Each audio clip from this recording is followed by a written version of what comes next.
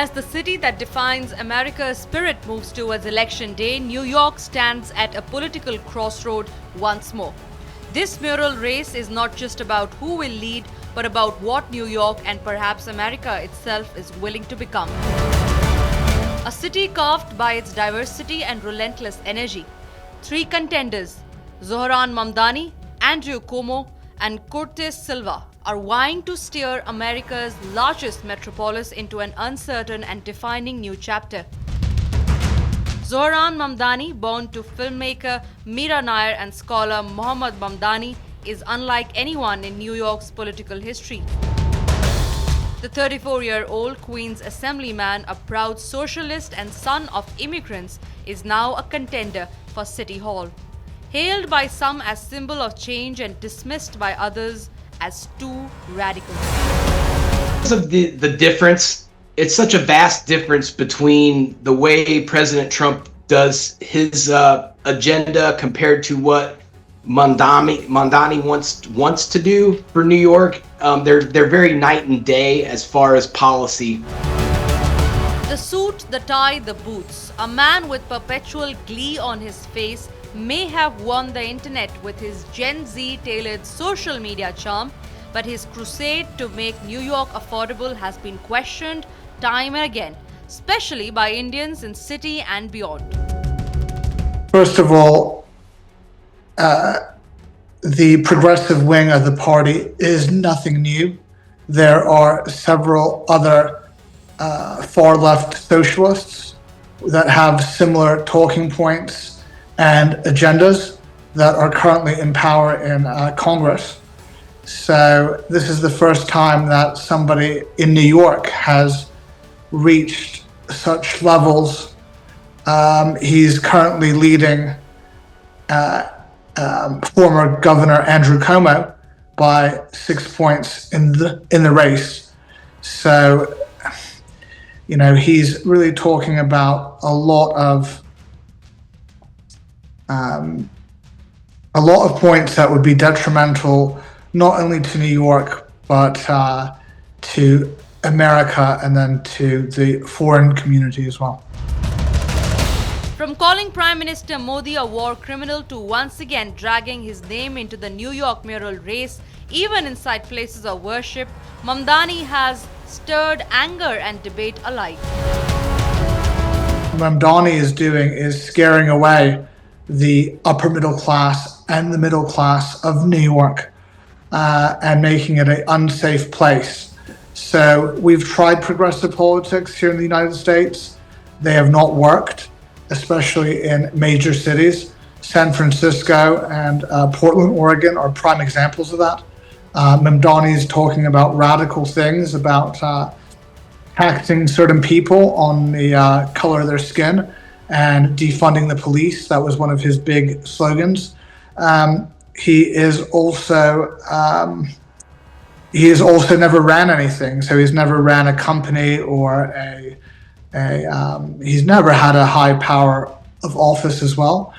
And the reason that I'm going to be running against Eric Adams is because the city has become far too unaffordable for anyone who calls it home. And I know that many in this Gurdwara are facing the same concerns about how they can afford their rent, or how they can afford their water bill, or their electricity charge, or their child care, any which way that they need to survive. And this mayor has taken every opportunity to make life more expensive, all while supporting Prime Minister Modi and an Indian government approach to violence for our community members. So thank you so much for having me here. Let's take you back to 2023, when ahead of Prime Minister Modi's visit to the United States, Mamdani recited the words from the diary of Umar Khalid, who is still embroiled in 2020 Delhi riots case. And yet again, he took a swipe at Prime Minister Narendra Modi, this time at a Hindu temple right in the midst of the sacred Deepavali celebrations. The big question: why is the New York mayoral race capturing attention far beyond the city's borders? And what does it mean for the Indian community in New York? And why does Mamdani deem it fit to target India in his contest against Andrew Cuomo and Curtis Silwa? With a large Indian community still finding adobe in New York, Mamdani's victory in his mayoral race could send ripples far beyond city politics. With the backing of a prominent Democratic leader like AOC and Mamdani's ongoing anti-India rhetoric, the immediate election results may seem minor, but what brews between Zohran and Democrats on American soil regarding India remains significant.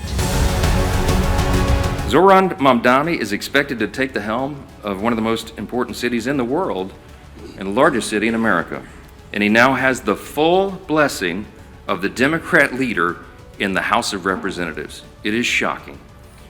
And that leader and all the other Democrats are going to co-own the consequences of what they do to America's largest city. Every reporter in this room should be asking every House Democrat individually whether they too agree with Hakim's endorsement of the Marxist agenda. It's an extraordinary moment in the history of American politics, as this is not the kind of history that we need to be making. What we're witnessing is truly the end of the Democratic Party as we've known it. Zohran Mamdani's potential rise is testament to the energy and diversity within our party. It's what makes Democrats the big tent we are. But yes, an election like this could highlighting the tension between the progressive wing of the party as well as the establishment, or the corporate wing of the party, or the centrist wing of the party. And what we have seen this before with figures like Bernie Sanders and AOC and Joe Biden and Obama supporters or Hillary supporters. It does not have to split us, but it definitely creates a big tension within the party. This does create some fractures within the party, and the only way we can get out of is to have more intra-party forum, that town hall and policy roundtables where progressives and centrists co-author bills and work together. I think he's terrible. He's a communist. The last thing we need is a communist. I said there will never be socialism in the United States. Now we have a communist. A campaign powered by Democrats under Trump-led America, what happens next in this election and beyond will define the direction of a nation once again at a crossroad. It's such a vast difference between the way President Trump does his agenda compared to what Mamdani wants to do for New York. They're very night and day as far as policy. As the country prepares for its next chapter, all eyes turn to what lies ahead.